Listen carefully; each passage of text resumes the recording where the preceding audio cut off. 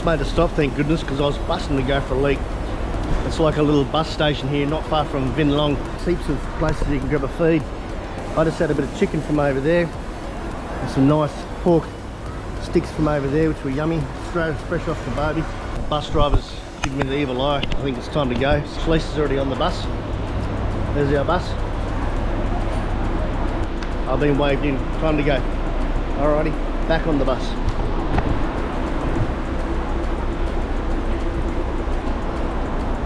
You got to take your shoes off on the bus.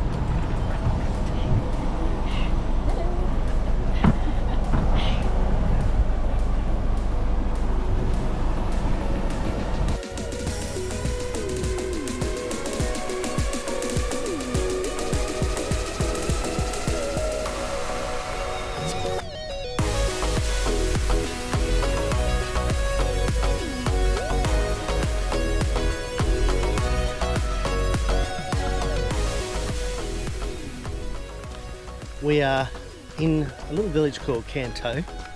That's not how it's pronounced. Apparently it's pronounced Tho, something like that. This is the Meekong Delta, Vietnam, of course. We caught a bus this morning from Ho Chi Minh City, Saigon, and that was a challenge, a bit of a challenge. It wasn't too bad really. We went to a place called the Saigon Tourist, which is on the was down on the main foreshore, right in the middle of town, near the big hotels, near the Sheraton and all that, so it wasn't hard to find. Big sign out the front, and they were very helpful. English speaking guy there helped us out. Took us a bit longer than I thought, but in the end we ended up with a bus ticket on a, what they call a sleeper bus, limousine sleeper bus. G'day. It's about a 4-hour trip. So what happened was the bus station was a fair way from where we were staying, which was, we were staying right in sort of like the most touristy part of Saigon there. It was quite a long way. It was like a 40-minute drive. So the guy there organised a minibus transfer for us. So we got a cab from where we were staying at our hotel to where the minibus transferred us, which was about, as I say, about 40 minutes. And then from there we got on minibus, took us to the main bus depot. Once you get in there, there's any number of people that are willing to help. They don't really speak very good English. With Google Translate, it's not too much of a drama. So anyway, we did that. We got on the bus, and for the next 4 hours on the sleeper bus, we drove from Ho Chi Minh City right through to Tho. Now when we got to Tho bus depot, there wasn't really any option for finding a transport out of there. What we could have done is organised the homestay people to pick us up in a taxi or in their transfers, which was going to cost us like $10 or $8, but we thought we'd go into town first and have a look.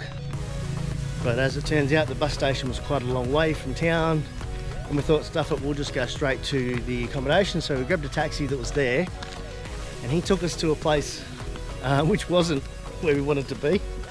And so we ended up paying about 150,000 Vietnamese dong more than we should have to get us to where we were going. But we ended up going to a place called the Eco Tourist Resort, and they helped us out by telling us the proper directions, and then which wasn't too far from where we were actually, but still we had to jump back in the taxi and pay him again to take us there. So we got there. So back to the bus. The bus was okay, but as per a lot of the recommendations that I've read, you don't really want to be going on that bus if you're any more than about 6 foot tall. I mean, I'm just under 6 foot tall, and I found it okay, but there's no room for you to put a backpack in there or anything. Luckily, the bus was pretty much empty, and I was able to put my backpack on another bed. But if it was full, you'd have nowhere to put it, so you'd have to put your bag outside in the storage compartment, and the bus stops and starts all the time, picking up and dropping people off. So they open that cabinet up, and like if you're not, don't know for sure what's happening with your gear, so it's better to have your bag with you. Anyway, so that was no problem in the end because I had space. but it's a 4-hour trip and there's no toilets on the bus. There's also no one telling you what's going to happen, if you're going to stop, if you're going to have a toilet break or whatever. So we just winged it, I guess, and hoped for the best. Here we are now. We're in this little village here. It's right on the Meekong Delta. Over to my left, we're just walking along the water's edge, and there's just locals here all checking me out, looking at this big white Aussie tourist walking around with a camera in his face, beeping at me so they don't walk in front of them. But I'll just show you the river.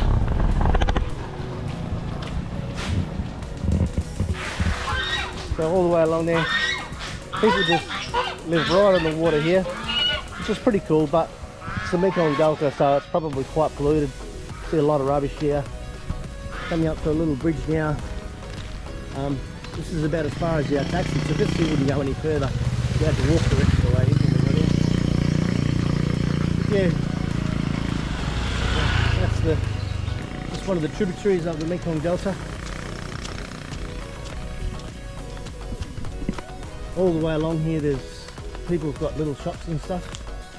And what we're doing right now, we're just going to have a bit of a walk and a bit of a look, and maybe, if possible, we might find a little place that's still open where we can grab a packet of chips or some nuts or something to have with our beers.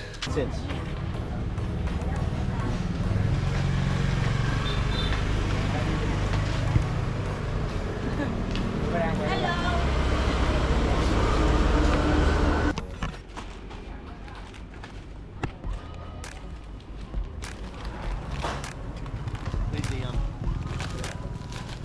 Floating issues.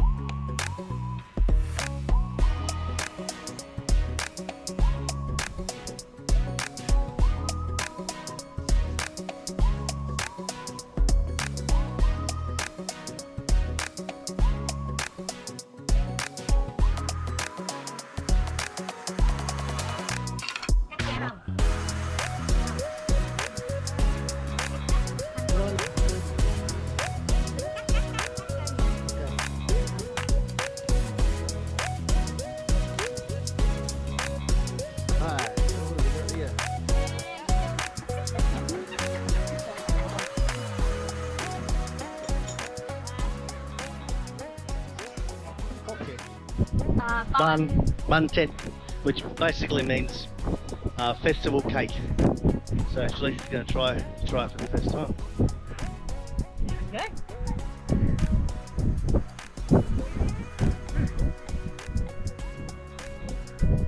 It's actually really good.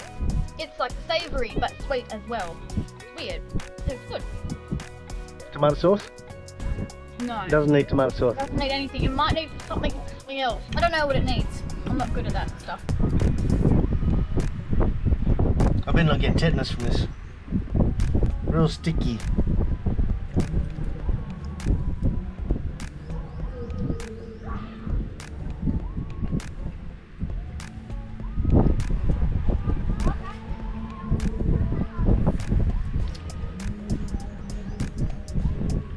It's pretty plain. It just tastes like a savoury sort of flavour. And that's about it, like maybe a bit like chicken stock. The inside bit's not bad, got a little bit of pork in there.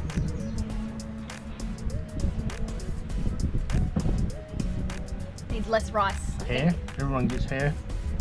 A little bit of hair with it. I don't think the hair adds any flavour, but texture. Alright. It's too much rice, I think. It looks like sushi, but it's not.